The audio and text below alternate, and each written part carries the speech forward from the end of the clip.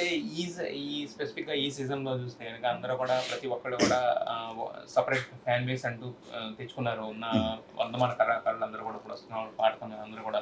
So మీకు వాళ్ళని చూస్తే ఏమనిపిస్తుంది? మీరు ఇచ్చే ఇన్పుట్స్ వాళ్ళు ఎలా తీసుకున్నారు? వాళ్ళకి ఎంతవరకు అవి ఉపయోగపడుతున్నాయి? నిజంగా చాలా బాగా తీసుకుంటున్నారండి. ఉదాహరణకి నేను ఓనర్‌గా ఉన్న టీంలో అక్షయ్ సాయి అనే అమ్మాయి ఉంది కదా! ముందు తను వచ్చినప్పుడు నా టీంలోకి వచ్చినప్పుడు ఎడ్జ్ అనమాట. అంటే ఎలిమినేట్ అవ్వడానికి ఎడ్జ్‌లో వెంట్రుక వాసిలో వచ్చింది నా టీంలోకి వచ్చింది.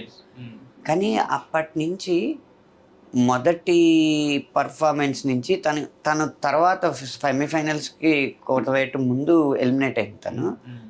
అప్పుడు ఆ రోజు తను చేసే పర్ఫార్మెన్స్ చూస్తే 100 మెట్ల పైనే ఉంది.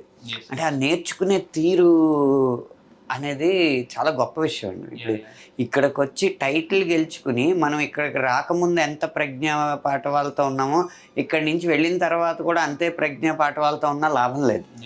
మనం ఇక్కడికి వచ్చి అంత అభివృద్ధి చెందాం అనేది చాలా ముఖ్యం కదా.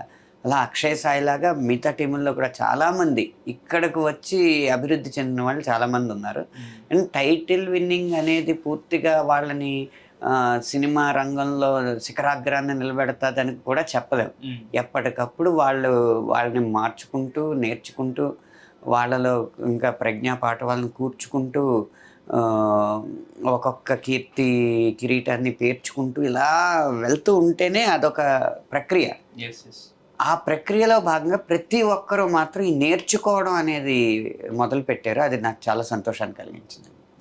అయితే మీరు పంచులు ప్రాసలు ఇవన్నీ అప్పటికప్పుడు వచ్చేస్తాయా? లేకపోతే ముందే ఏమన్నా అనుకుంటారా? మైండ్లో ఎలా పేర్చుస్తారు సార్ అట్లని? అదేం లేదు. కాకపోతే ఇప్పుడు మెతుకు అన్నం ఉడికిందా లేదా అనేది 2 మెతుకులు చూస్తే తెలిసిపోద్ది అంటారు కదా. అలా పల్లవి చరణం పాడుతున్నంత వరకు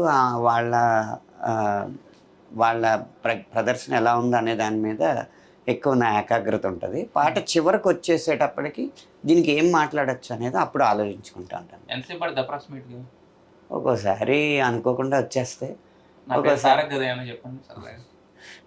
చెప్పను. మీరు డబ్బులు ఇవ్వలేదుగా, వీళ్ళైతే పేమెంట్ ఇచ్చారు. బాగా చెప్పారు చెప్పినట్టు.